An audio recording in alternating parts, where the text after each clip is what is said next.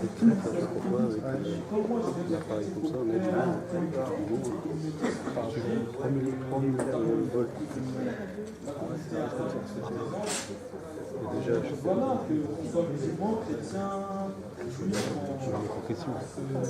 On fait tout sauter, on n'a pas de quoi.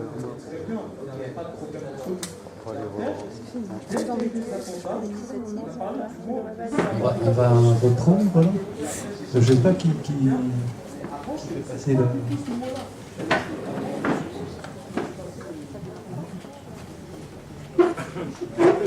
Mais c'est pour féliciter Jean-Marc, parce que c'est vrai que nous avons un réel problème dans notre société. Et moi, comme ça m'arrivait de le dire parfois à des gens qui avaient un langage, ouais, on paye encore trop d'impôts, etc. De leur dire un principe, c'est que, en fin de compte, l'impôt doit exister, parce qu'il est un facteur de redistribution. Et à qui on prend, c'est un choix politique, et à qui on distribue, c'est un choix politique. Et c'est vrai que c'est ce que nous devons affirmer au quotidien, parce qu'il y a eu des graphes très parlants là-dessus, hein, par rapport aux États-Unis notamment, où la redistribution est importante et facteur de réduction des inégalités. Oui, ben je vais pas me répéter, mais c'est vrai que dans la philosophie de l'impôt, je dirais, l'un des buts premiers de l'impôt, c'est évidemment de gérer la société, c'est-à-dire de gérer les différences de revenus et de faire que chacun puisse... je dirais que c'est même plus que ça, c'est même pas seulement que chacun puisse survivre, c'est de faire vivre cette société de manière dynamique en faisant que chacun puisse vivre de son travail comme il peut le faire normalement. Et pour ça, il faut qu'il soit correctement rémunéré. Et si, pour des raisons X ou Y, le travail qu'il assure ne lui permet pas d'être suffisamment rémunéré pour avoir une place entière dans cette société, eh ben, l'un des rôles de l'impôt, c'est précisément d'aller chercher un peu de monnaie chez les plus riches pour en redonner à ces catégories défavorisées, de manière à ce que chacun vive. Et de fait, cette société, si elle fonctionne comme ça, on le voit bien avec les sociétés scandinaves, hein, où le consentement à l'impôt est beaucoup plus important que chez nous. Alors on l'évoquait tout de suite à la pause, je pense que peut-être qu'il y a des considérations, je dirais, religieuses, hein. C'est-à-dire que peut-être que le protestantisme a un rapport à la contribution et à la collectivité qui n'est pas le même que celui qu'on a dans nos sociétés latines. Ça ne nous empêche pas d'essayer de progresser.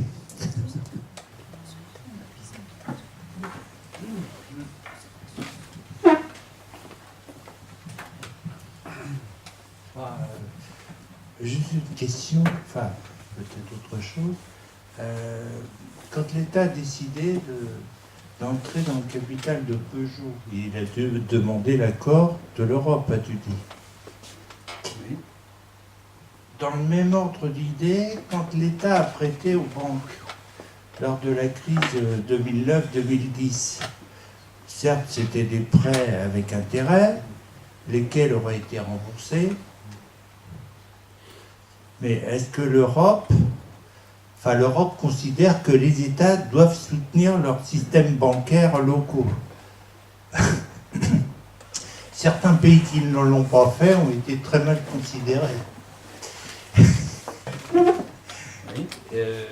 Mais là, l'Europe n'avait pas d'avis à donner quand les États prêtaient de l'argent aux banques pour les refinancer.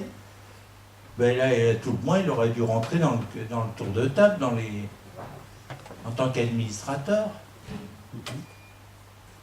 Bon. Autre chose, la taxe Tobin dont on ne cesse de parler, est-ce qu'un jour elle sera mise en application? Parce qu'apparemment, beaucoup sont d'accord, les Allemands notamment. Est-ce que c'est toujours à l'ordre du jour ou pas? Puis dernier point, c'est plus une information à propos des valeurs locatives, des choses comme ça. Le fisc a mis donne accès aux particuliers au fichier Patrim. C'est-à-dire, ça permet de voir ou de considérer ce qu'on paye comme impôt sur sa propriété. C'est peut-être le Patrim, ça s'écrit P-A-T-R-I-M. C'est peut-être lié aux valeurs locatives, aux impôts fonciers, etc. Enfin, le fisc a mis ça, donne accès aux particuliers pour consulter le site. Enfin, tu le savais? Oui. Bon, j'ai lu ça il y a 1 ou 2 jours. Non, je ne savais pas. C'est Patrim. P-A-T-R-I-M. Ouais. C'est un fichier de consultation. Bon, quand tu parles du genre du voyage, tu parles des Roms, tout ça, ou les stricto sensu gens du voyage? Ça a un sens, hein. Dans le genre du voyage, c'est Thierry qui l'a évoqué tout à l'heure. Parmi les thèmes qui seraient proposés l'année prochaine. Oui, d'accord, je retire. S'agissant des déclarations par Internet pour les impôts, ça tend à se généraliser de plus en plus. Maintenant, on dit que quand on a un certain revenu, c'est obligatoire. Mais est-ce que la direction des impôts prévoit de généraliser à tous les contribuables, enfin à tous les citoyens, parce que la déclaration d'impôt par Internet, ça semble être la tendance. Bon, puis j'allais dire, moi, impôt et citoyenneté, ça va de pair. Parce que s'il n'y a pas d'impôt, il n'y a pas d'État, ça va au-delà de la société. C'est l'existence de l'État. Bon, voilà.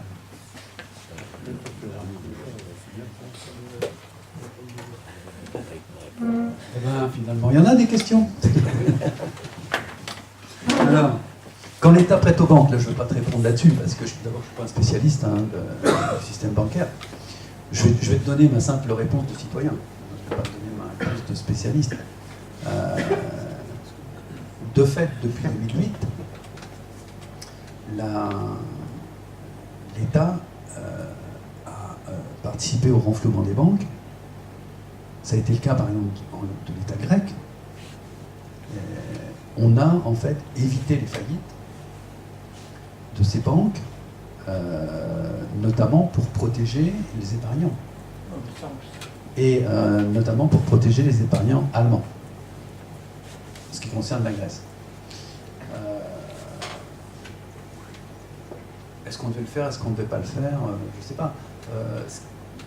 Mon point de vue, si tu veux, c'est que je suis assez d'accord avec ce que tu disais, c'est-à-dire que si on sauve les banques, ben peut-être qu'on devrait au moins participer à la capitalisation. C'est-à-dire que l'argent qu'on met, on devrait considérer que c'est une augmentation de capital. Là-dessus, je suis assez d'accord avec toi. Ça, c'est politique. Mais en ce qui concerne la taxe Tobin, la taxe sur les transactions financières, elle est toujours à l'ordre du jour, bien sûr. Oui, ça reste un peu pieux. Ça reste un peu pieux, mais ça reste aussi une revendication forte, notamment relayée par l'attaque. J'ai cru comprendre, j'ai lu des articles là-dessus il y a 2 ou 3 mois, j'ai cru comprendre que la France bloquait quand même. Ne faisait pas ce qui était tout en son pouvoir pour faire avancer les choses. Et c'était un des seuls pays en Europe qui freinait des 2 pieds. Je l'ai. Voilà. Non mais ça c'est un peu comme le niveau des prélèvements obligatoires, c'est-à-dire qu'on est dans un système concurrentiel généralisé. Et donc on se dit que si on handicape nos établissements bancaires dans un système mondialisé, en fait on se tire une balle dans le pied. De la même manière qu'on dit, avec les systèmes sociaux collectifs qu'on a en France, on pénalise nos entreprises. Oui, c'est vrai. Pour elles, c'est un handicap à l'international. Hein. C'est incontestable. Hein. On le voit bien hein, dans le schéma, enfin, dans le petit tableau Excel que je vous ai montré. On voit bien que le coût employeur, il n'est pas le même si on a un système social tel que celui qu'on a hérité de la libération, ou si on est en système libéral comme ça se passe aux États-Unis. Mais je veux dire, ce raisonnement-là n'a pas de limite. Dans un système mondialisé, ce raisonnement n'a pas de limite. On le voit bien, d'ailleurs, puisque si on prend par exemple le taux de l'impôt sur les sociétés. Je vous ai montré des courbes tout à l'heure sur le taux des exonérations de cotisations sociales qui fait ça, là, depuis 1960. On pourrait faire le contraire avec le taux de l'impôt sur les sociétés, qui est passé de 50% à 30% aujourd'hui. On propose, il me semble qu'il y a un candidat qui propose 28, 25. L'objectif du Royaume-Uni, je crois que c'est 15. Donc il n'y a pas de limite, c'est-à-dire qu'une fois qu'on est à 15, le voisin fait 17, donc on dit, bah voilà, on va faire 12, etc., etc. L'Irlande est déjà à 12,5. Hein? L'Irlande est déjà à 12,5. Bah oui. L'Irlande, le Luxembourg. Oui, oui, oui. Ah ben il n'y a pas de limite, on peut. Si la position est à taux négatif, l'État donne de l'argent. Non mais dans ce système de concurrence généralisée, c'est vrai qu'il n'y a pas de limite. Moi j'ai une anecdote, c'est que j'ai quelqu'un que je connais qui travaillait comme acheteur, directeur des achats pour une grosse boîte. Et au départ, la boîte était à Rennes, et donc il produisait des pièces en caoutchouc pour l'automobile à Rennes. Et puis, c'était trop cher. Donc ils ont délocalisé. Ils ont commencé par délocaliser en Roumanie. Et puis au bout d'un moment, en Roumanie, c'était trop cher. Donc ils ont délocalisé au Maroc. Et puis au bout d'un moment, c'était trop cher. Et donc ils ont dit aux Marocains, il va falloir que vous fassiez quelque chose, parce que sinon, on est obligé de délocaliser ailleurs. Et le patron marocain, personne ne me l'a dit comme ça, lui dit, mais vous voulez nous faire quoi? Nous faire travailler pour un bol de riz? Il n'y a pas de limite à ça. Ah oui. C'est la répartition entre l'actionnariat et puis le salariat. Alors le fichier Patrim, je ne connais pas.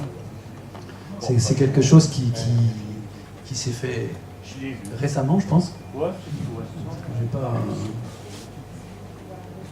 C'est sur le site DGI, puis Ouais. Patrim. Ah ouais. J'ai pas essayé. Alors, je sais qu'on a une application qui permet, lorsqu'on veut, par exemple, vendre sa maison,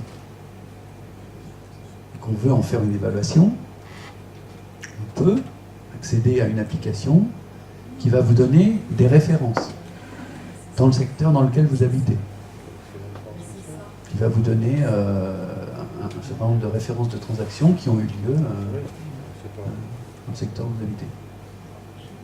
Je ne sais pas si c'est ça. Hein? C'est pas les références fiscales. C'est ça. C'est pas des références fiscales, mais c'est des références de prix de vente. Alors, est-ce qu'on va généraliser les déclarations par Internet? Oui. C'est vraisemblable. Hein, désormais, il y a un certain nombre, même parmi les personnes qui atteignent le seuil à partir duquel on doit obligatoirement déclarer par Internet, je sais que dans certains centres, ça pose souci parce qu'on a des vieilles personnes qui arrivent et qui sont totalement incapables de se débrouiller avec Internet. Et je sais que par exemple, ça s'est produit à Saint-Nazaire, où une personne s'est pointée à l'accueil et on lui a dit, bah voilà, madame, Il y a un micro là dont vous pouvez vous servir pour faire votre déclaration. La Pravda m'a dit, je ne sais pas me servir de ça. Sauf que les consignes de la Direction Générale des Finances Publiques, c'est de dire aux agents, c'est pas vous qui faites la déclaration, ce sont les contribuables. Là, il y a un sujet. Même prothèse. Non. Et je pense qu'il y a eu des coupes sombres dans les effectifs aussi. Oui, il y a Vous des avez coupes dans subi les ça. effectifs, donc c'est compliqué au niveau de l'accueil. Ça continue. Et voilà. Dans les maisons, dans les communes, pour les personnes qui n'y arrivent pas.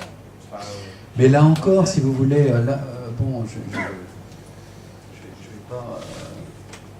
je vais pas avancer masqué. Hein, là encore, si vous venez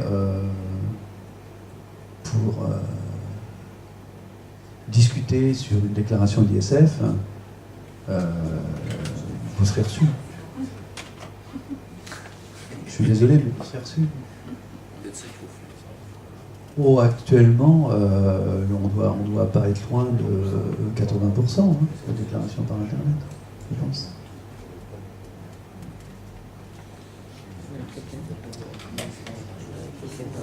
Alors, impôt et citoyenneté, ça va de pair, c'est ce qu'on évoquait tout à l'heure, hein. On a déjà répondu par avance à cette question, on est bien d'accord là-dessus. Ouais, ouais.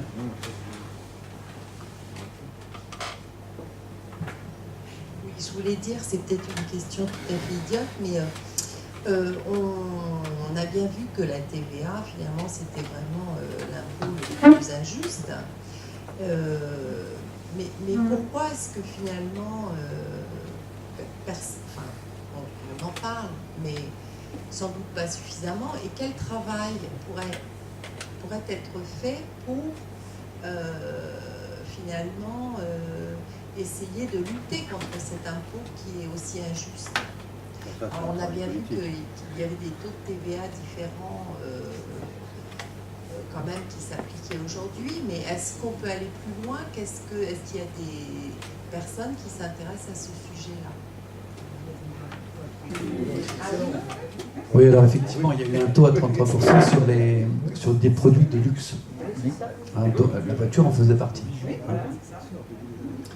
Ce taux a été supprimé, donc maintenant il est de 20%, et puis on a des taux réduits sur les produits dits de première nécessité, des taux réduits également sur le livre qui sont moins importants également, les travaux du bâtiment également. Ouais. Qu'est-ce qu'on peut faire par rapport à ça? Je vous rappelle ce que je vous disais au début, dans l'historique. La Révolution a supprimé les impôts indirects pour cette raison-là. Et le directoire les a rétablis pour des raisons budgétaires. Parce que c'est extrêmement facile, quoi. C'est un impôt qui rapporte énormément et qui... alors, on verra à la conférence suivante, en matière d'impôt international, on verra quelles sont les problématiques qui concernent la TVA en Europe. La TVA intra-européenne. Et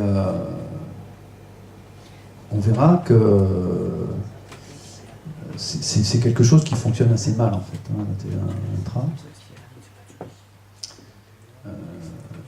Enfin, notamment au niveau du contrôle. C'est-à-dire qu'on ne suit rien du tout, quoi. Enfin, je ne vais pas anticiper, mais... ouais. C'est la déclaration d'échange de biens, c'est ça? C'est ça, oui. La TVA intracommunautaire, donc, qui repose sur une déclaration d'échange de biens. Oui. Ouais. Mais, enfin, je pense qu'il faut être réaliste. Quand tu vois les sommes là qui sont en jeu, hein, 50% du budget de l'État, on ne la supprimera pas. Hein. Non, mais qu'elle soit moins inégalitaire. Alors, c'est difficile puisque c'est une question en fait qui est liée à l'emploi en fait du revenu. Comme les personnes qui ont les plus faibles revenus emploient la totalité de leurs revenus à consommer, à manger, à s'habiller. Forcément, alors sur ces produits-là, on a une TVA réduite quand même. Hein. On n'est pas à 20%, on a une TVA réduite. Mais elle subsiste. Alors, on peut quand même, parce que là on ne parle pas de la diminuer, la TVA. Je ne sais pas si vous écoutez. On parle de l'augmenter. La Grèce est un On parle de l'augmenter, donc c'est un vrai sujet quand même. Là, le fond du problème par rapport à parce que qu'est-ce qui se passe en fait derrière ça? C'est la recherche en permanente de recettes budgétaires, parce qu'on manque de recettes budgétaires. Pourquoi on manque de recettes budgétaires? Parce qu'on manque d'activité.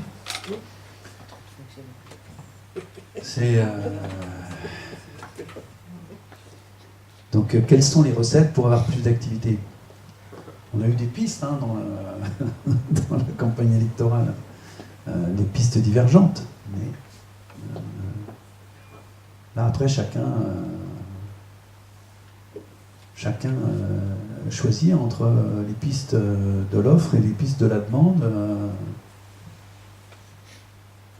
Mais la clé, quand même, c'est l'activité.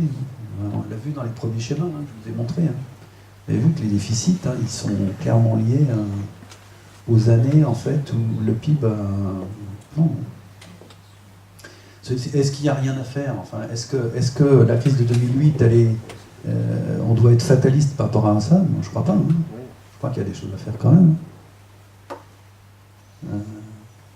Monsieur Gattaz avait promis 1 million d'emplois. Oui. En partie du CICE. Bah oui, oui.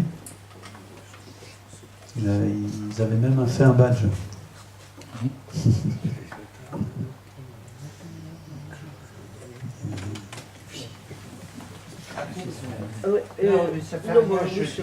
Une des raisons de l'impopularité du quinquennat de François Hollande, hein, ça a été justement la pression fiscale, le ras-le-bol fiscal. Moi, j'avoue que j'ai pas... donc c'était un gouvernement de gauche qui était au pouvoir, qu'il y ait des augmentations d'impôts, ça ne me paraissait pas scandaleux. Donc j'ai pas très bien compris pourquoi cette question de ras-le-bol fiscal était reprise un petit peu par tout le monde, y compris par certaines personnes de gauche.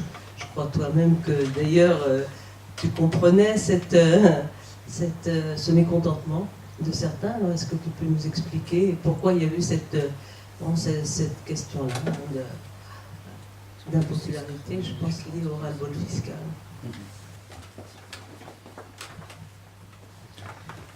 Alors là-dessus, je pense qu'il ne faut pas être naïf. Il y a quand même le mouvement des pigeons, ça te dit quelque chose, hein? Oui. Il y a un vrai combat idéologique, hein. Il est permanent. Hein. Il est aussi bien quand les partis progressistes sont au pouvoir que quand ils ne le sont pas. Quand ils le sont, évidemment, ça s'amplifie un peu. Dans ce débat, il ne faut pas oublier que, comme je le disais tout à l'heure, Sarkozy avait organisé des baisses d'impôts, mais il a organisé aussi des déficits de ce fait. Et donc, François Hollande, il a été un petit peu obligé de payer la dette du précédent, quelque part. Donc il avait quand même des obligations par rapport à ça. Il avait des obligations donc, de remettre un peu les pendules à l'heure. Il avait des obligations, mais là c'est lui-même qui s'y est engagé, hein, de respect des engagements par rapport à l'Europe. Ça, moi je ne sais pas quelle était sa marge de manœuvre. Non. Est-ce qu'il s'est suffisamment battu? Je ne sais pas. Est-ce qu'il a suffisamment soutenu la Grèce? Je ne sais pas. C'est des choses quand même là où il y a peut-être des marges de manœuvre, hein, dans des combats qui n'ont peut-être pas été menés. Mais bon, je ne dis pas que c'était facile. Hein. Alors après à partir du moment où on a eu des campagnes de la droite, hein, parce que c'est des vraies campagnes, hein, si tu vas sur Internet, si tu tapes trop d'impôts sur Internet, tu tapes dessin trop d'impôts sur Internet, tu as des vraies campagnes de presse, avec des dessinateurs de talent, hein, pour faire du Hollande bashing sur l'ère de il y a trop d'impôts. Paul s'est C'est à déplacé propos pour faire croire que de c'est l'impôt un nouveau. sur les sociétés. Ah, bah, écoute, t'as pas de... Non, mais Les impôts sur les sociétés, alors 33% en France. Alors effectivement, une société, il y a peut-être des usines. Les usines, on les envoie en Roumanie, ou dans un pays moins coûteux, Maroc ou Suriname, enfin, etc. Et puis la holding peut siéger là où le fric arrive, peut siéger au Luxembourg, voire les îles Caïmans, Jersey, enfin, etc. Il y a deux choses. Et puis, mais les particuliers ils peuvent profiter aussi des écarts de TVA au sein de l'Europe. Quand la TVA était de 19,70 en France, elle était de 17% en Allemagne. Au même moment, après, les Allemands l'ont passé à 19 pour la TVA sociale, et nous, on est passé à 20. Mais un particulier qui achète quelque chose en Allemagne via Internet, eh ben, il paye la TVA locale. Évidemment, c'est moins intéressant en Allemagne aujourd'hui que ça l'était avant. Et donc, il bénéficie l'écart de TVA. Parce qu'à un moment donné, il était question que le pays qui vend facture avec la TVA du pays où ça arrive et reverse la TVA à l'État ou du consommateur. Je ne sais pas si ça a été mis en place. C'est la règle. On le verra la fois prochaine, mais c'est la règle de la TVA intracommunautaire. C'est-à-dire qu'une entreprise qui vend, par exemple, un produit en France à une entreprise en Allemagne ne va pas payer de TVA en France. C'est l'entreprise allemande qui va payer la TVA. Hein, si une entreprise A, qui est située en France, vend à une entreprise B située en Allemagne, il y a l'entreprise en France ne paiera pas de TVA.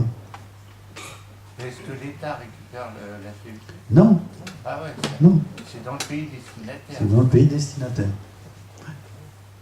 Ouais. Et pour les particuliers, ce que je disais. Bah, le particulier, je ne sais même pas. C'est le pays d'origine. Où est vendu, commercialisé le produit. Oui, parce que le particulier, lui, on ne va pas l'imposer à la TVA individuellement. Donc lui, s'il achète un produit, lui, il est en bout de chaîne. Hein. S'il achète un produit en Allemagne, il va payer la TVA en même temps. TVA allemand. Bah oui. Oui. C'est comme ça qu'on peut acheter des voitures moins chères Voilà. quand on Oui. les achète à l'étranger. Oui, ça vient de là, Hollande, essentiellement. aux Pays-Bas, Je pensais, notamment. ça vient de là, Ouais, c'est essentiellement. ça. Ouais. Ouais, ouais. On a vu dans ce que vous avez présenté comme diapo que la part de la TVA, comme ça a été rappelé, était l'une des ressources les plus importantes de l'État. Dans le camembert qui présentait les dépenses, on a vu que la sécurité sociale représentait pratiquement la moitié des dépenses. Or, vous avez parlé d'activité tout à l'heure. L'activité, c'est le nerf de la guerre, si j'ose dire. Et au niveau de l'activité, je pense que au niveau de la sécurité sociale, l'activité est aussi le nerf de la guerre, puisqu'il y a de moins en moins d'emplois, il y a de moins en moins de cotisations, et s'il y a de moins en moins de cotisations, les dépenses de santé, entre guillemets, coûtent plus cher. On sait aussi que les entreprises ont été incitées à investir, mais elles investissent dans la machine. À une certaine époque, il était question d'une sécurité sociale sur l'outil et non pas sur l'humain, puisqu'ils devenaient de moins en moins nombreux. Est-ce qu'il n'y a pas, d'une part, il y a un candidat aussi, alors je mélange un petit peu tout, qui avait proposé de supprimer pratiquement toutes les dépenses de santé pour faire des économies. Il ne se retrouve pas en compétition très bientôt. Mais qu'est-ce qu'il y a à voir là-dedans au niveau des dépenses? C'est justement l'impôt, c'est pour répartir la richesse et on a une protection sociale que vous avez expliqué qui, dans les pays anglo-saxons, n'existe pas. C'est un petit peu tout ça par rapport à ce budget de dépenses de l'État qui est quand même très important au niveau de la Sécu, mais qui n'est pas vraiment un impôt non plus qu'on paye à l'État de cette manière directe comme les impôts directs. Donc c'est un petit peu toutes ces choses-là que je voudrais que vous m'éclaircissiez un petit peu là-dessus. Alors dans le schéma que je vous ai présenté, je ne sais pas si tout le monde l'a en tête, hein, c'est le schéma dans lequel on avait l'importance relative des différents budgets. Budget de l'État, budget des collectivités locales et budget de la sécurité sociale. En fait, la TVA, elle a rien à voir avec la Sécu, avec la sécurité sociale, si vous voulez. Avec le budget de la sécurité sociale, elle concerne le budget de l'État uniquement. Hein. Donc c'est une ressource qui ne vient pas abonder le budget de la sécurité sociale. En ce qui concerne la sécurité sociale, je vous dis, je ne vais pas faire le détail, hein, parce que ce n'est pas l'objet de ce débat. Ce qu'on peut dire, c'est que, alors là c'est à la louche, hein, c'est que dans le financement de la sécurité sociale, on a des cotisations patronales et des cotisations salariales. Donc quand une entreprise se plaint d'avoir trop de charges, ça concerne bien évidemment la cotisation patronale, parce que la cotisation salariale, à la limite, de toute façon, elle la paierait. Elle la paierait. Alors, quand je dis elle la paierait, peut-être qu'elle ne la paierait pas. C'est-à-dire que dans l'exemple que je vous ai présenté tout à l'heure, que j'avais construit, on a 100 pour les retraites et 100 pour la couverture maladie. Et on a une part salariale et une part patronale de 100.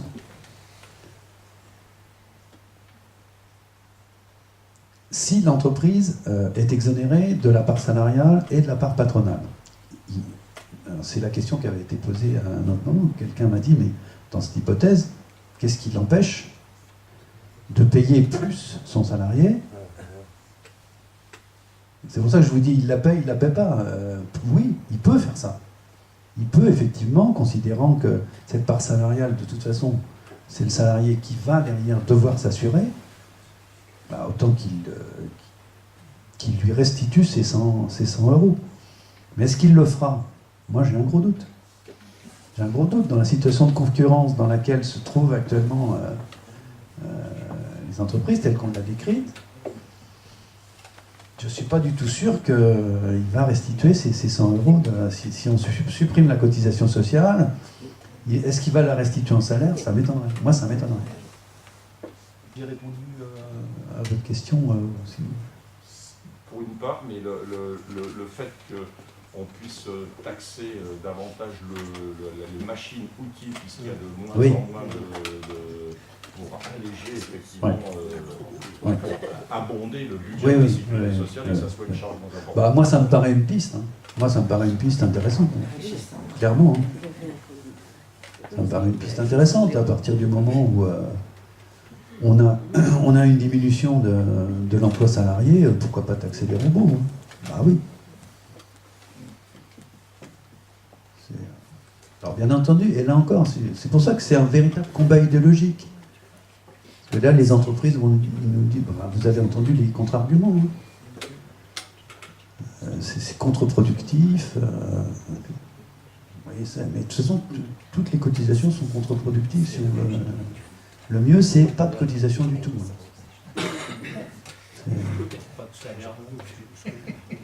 Et pas de salaire non plus. Tout d'abord, c'est la première fois que je viens à Café Citoyen, donc je suis très heureux de participer, et puis c'est enrichissant. Bon, moi, c'est un domaine que je maîtrise pas, l'économie, mais bon, ben, voilà, j'ai appris beaucoup de choses. Par contre, j'avais une petite question sur la présentation des camemberts qui ont été faits au niveau des collectivités territoriales. Dépenses, recettes. Il me semble qu'il y a peut-être un manque dans ce domaine-là où les choses évoluent rapidement dans le millefeuille administratif, puisque les EPCI, hein, c'est les communautés de communes, communautés d'agglo, communautés urbaines, monte en puissance au niveau des compétences. Par exemple, au 1er janvier 2017, là, la compétence économie, c'est de leur ressort. Donc elle ne figurait pas dans ce qui nous a été présenté. Je pense que voilà, ça va évoluer rapidement, quoi, puisque là, il y a des choses qui se passent entre les régions et puis les EPCI. C'est vrai que le niveau départemental, communal, on ne sait pas trop ce qui va devenir, quoi. Mais les choses se font actuellement. Donc voilà, il y a une évolution dans ce domaine-là qui risque d'être sensible dans les années qui suivent. C'est une remarque, question. Hein, Donc on aurait un transfert de la région vers les EPCI? Non, c'est-à-dire la région, c'est vraiment... Avant, on avait c'est l'État, le département, les communes. Ouais. Aujourd'hui, on va vers une sorte de fédéralisme, je l'analyse comme ça. C'est la région qui prend vraiment maximum de compétences. Et après, on a les EPCI. Et l'État est plutôt en dernier. Donc c'est des réformes, la loi MAPTAM, la loi NOTRe récente. Et tout ça, on n'a pas forcément bien conscience, mais c'est en train de chambouler un petit peu cet horizon un peu administratif qu'on a l'habitude de connaître, quoi. Sur le site du Café Citoyen Chaplin, d'ailleurs, vous pouvez retrouver des éléments d'information, parce qu'on a eu une série d'universités populaires, de 3 séances, sur le sujet. Sur les collectivités territoriales, ça remonte à 2 ans à peu près. Il y a des choses qui sont plus récentes. Mais il y a des choses qui ont encore fait évoluer. Et d'applications récentes, hein, depuis le début de l'année. Je travaille un peu sur ce truc-là, donc ça va changer encore les choses, parce que le PCI va devenir donc il va avoir son camembert à part entière. Moi, c'était pour une question sur le travail au noir, mais pour des petits travaux, par exemple, c'est des petits travaux entre 1000 et 2000 euros. C'est-à-dire quand vous faites sur des petits travaux, par exemple, de jardinage, il faut couper une haie, etc. Vous faites appel à une société, ils vous facturent à peu près 2000-2500 euros TTC. Et si effectivement vous faites appel à un petit particulier avec sa camionnette et qui vous prend à 1000-1200 euros, on voit tout de suite une grosse différence, parce que finalement il n'y a pas les charges sociales et tout ça. Et ça c'est pour des petits travaux. Ça, on peut faire le carrelage, la peinture, des petits travaux de maison. Et ouais, le particulier est très tenté de cette option, de cette approche-là, financièrement intéressante. Mais je comprends aussi le manque à gagner important pour l'État. Et comment on peut résoudre ce problème-là? Pour ces petits travaux. Je ne parle pas pour des gros travaux, de construire une maison ou autre chose comme ça.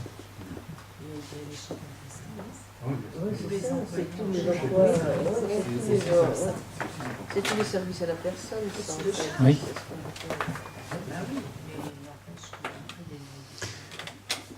Ouais, alors c'est vrai qu'on connaît tous des exemples autour de nous d'emplois de travail au noir de cette nature. Sous le gouvernement Sarkozy, j'étais encore en activité à ce moment-là, on avait eu des consignes de lutte contre ce type de travail au noir.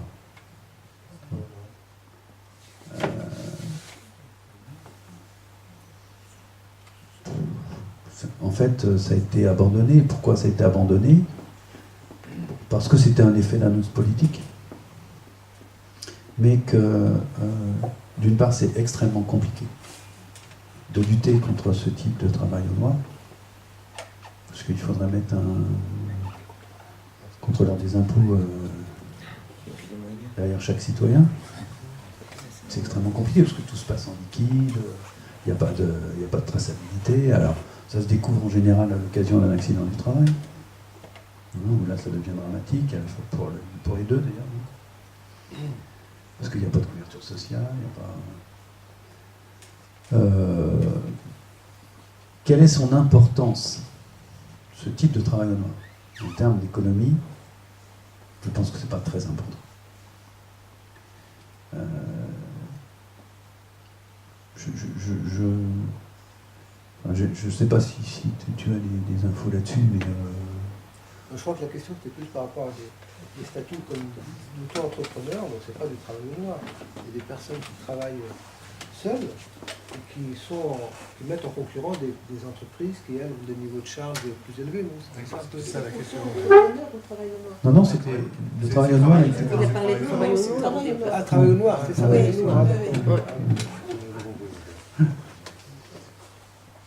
Non, moi je ne pense pas que ce soit significatif sur le plan économique. Hein, que ce soit un vrai enjeu sur le plan économique. Dans un certain nombre de pays d'Europe du Sud, oui, voilà, il y a des pays où... oui, l'économie souterraine, absolument, absolument. Du PIB, hein. Oui, tout à fait. Mais en France, c'est pas le cas. Donc, on en fait un enjeu politique, en fait. Plus qu'un réel enjeu économique. C'est pas... Si on compare ça, alors j'ai pas les chiffres en tête de ce type de fraude, mais si on compare ça à la fraude et à l'évasion fiscale, à mon avis, c'est une plaisanterie. C'est une petite plaisanterie. C'est un peu ça, c'est un peu de la même nature, si vous voulez, que la fraude aux prestations sociales. Économiquement, oui, ça existe, bien sûr. Oui, ça peut être choquant. Mais bon,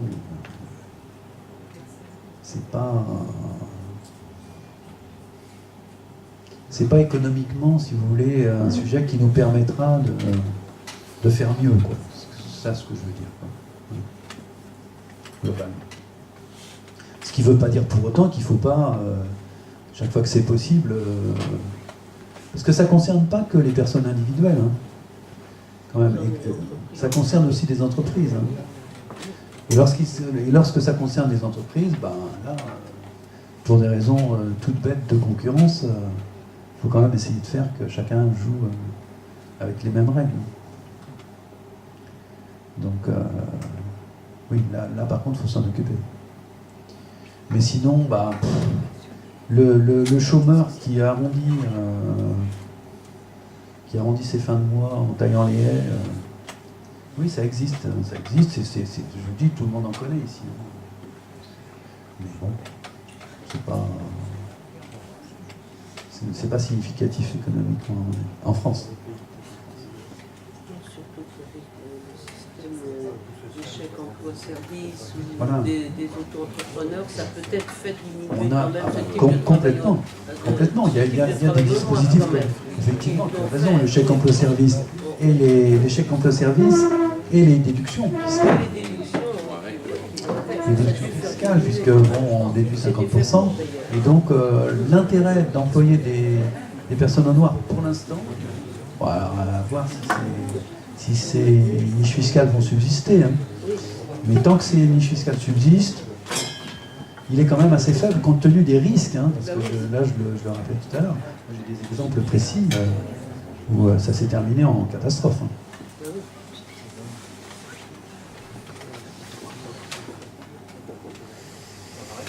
Bon, en tout cas, dans 15 jours, c'est vachement intéressant parce que évasion et fraude fiscale, les petites ficelles du métier.